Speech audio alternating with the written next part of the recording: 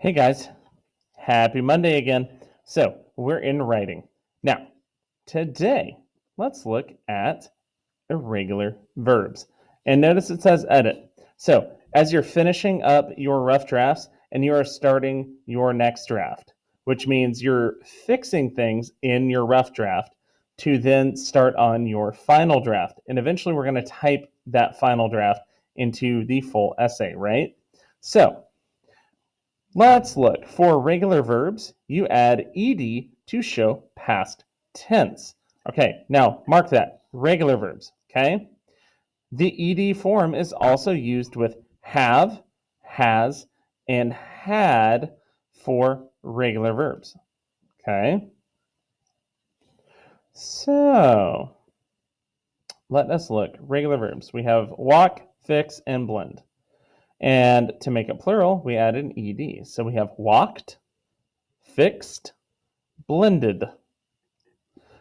Now, if you come over here, they use it in a phrase. Have walked, has fixed, had blended. You notice how they're using these three with the ed forms? Because the ed form is also used. That means when we make these plural, we should have one of these used with them. Now, that is regular verbs, right? Now we're going to get into the nitty-gritty irregular verbs. They have different forms from the past and with the helping verbs has, had, or have, because each irregular verb is different. Writers have to learn the forms and how to spell them, or they have to look them up in a dictionary. Okay, guys, so there's not a lot of trick to this. This is memorization. This is something you're going to have to learn. So we have our normal verb, think, go, and see. So I want to make think plural. I can't add ed because that would be thinked, and that's not a word. Now, you can use the past tense thought, which completely changes the spelling, right? Now, instead of, not instead of, sorry guys, we also have to use our helper here. Have thought. See, we're helping the idea that it's past tense because I have thought. Go turns into went. So, or if you're doing plural, has gone. Okay, so we have went and then gone. Both of these are past tense and they're not plural. I'm so sorry. That was weird on me. Sorry guys. I keep saying plural and I mean past tense. Okay.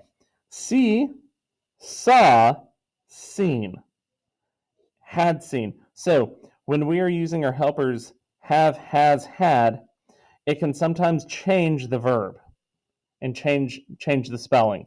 So you just have to pay attention to that, okay? So let us look at my turn.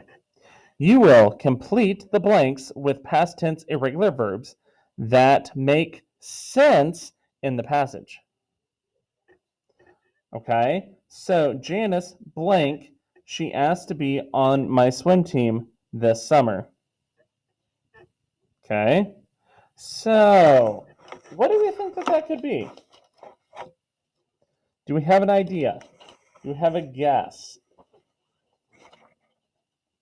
We can give you a second. Think about it.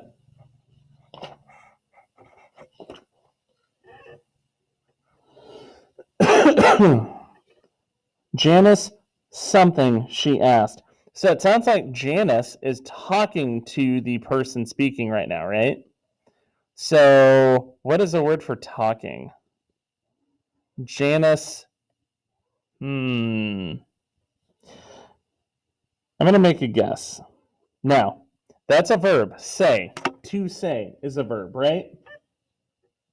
So what I'm going to need to do is figure out how to turn that into an irregular verb.